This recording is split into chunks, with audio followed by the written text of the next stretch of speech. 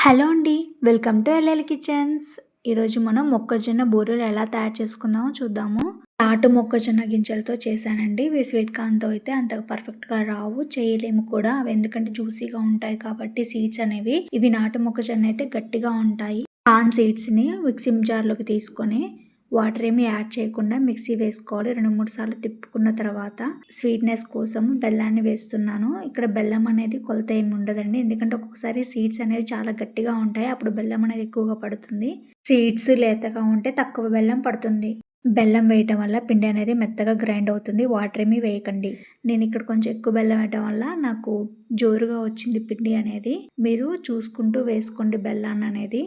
బూరెలు చేయడానికి ముద్దలాగా ఫామ్ అవ్వాలి కాబట్టి నేను ఇక్కడ కొంచెం గోధుమ పిండిని వేసుకుంటున్నాను. మీ దగ్గర పచ్చి కొబ్బరి ఉంటే వేసుకోండి. పచ్చి కొబ్బరి వేసిన తర్వాత 10 నిమిషాల వరకు అలా వదిలేసేయండి.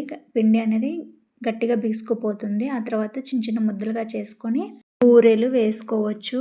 గోధుమ పిండి అరకప్పు వరకు పట్టింది. మీరైతే జాగ్రత్తగా బెల్లం వేసుకొని గట్టిగా పట్టుకోండి. అప్పుడు గోధుమ పిండి అనేది అవసరం ఉండదు. ఆయిల్ అనేది హీట్ అయ్యేలోపు చిన్న బాల్స్ లాగా తీసుకొని చేతి వేళ్లతోనే ఒత్తుకుంటూ వెడల్పుగా స్ప్రెడ్ చేసుకోండి. వీడియోలో చూపిస్తున్న విధంగా. ఈ పలుచగా కాకుండా కొంచెం థిన్‌గా స్ప్రెడ్ చేసుకోండి.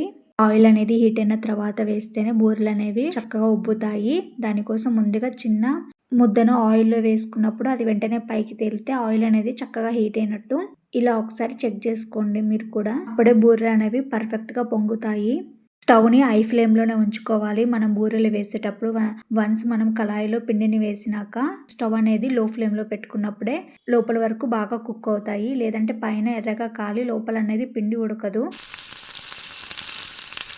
పచ్చిపిండిని ఇడ్లీ పాత్రలో వేసుకొని కుడుముల్లాగా కూడా వేసుకోవచ్చు. ఆయిల్ అంటే ఇష్టం లేని వారు.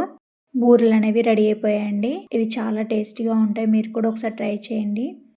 పిండి అనేది మరీ గట్టిగా కాకుండా లూజ్‌గా కాకుండా మీడియంగా ఉంటే ఆయిల్ కూడా తక్కువగా పీలుస్తాయి ఈ బూరెలు. ఈ వీడియో గనుక మీకు నచ్చినట్టయితే like and share and subscribe to my channel.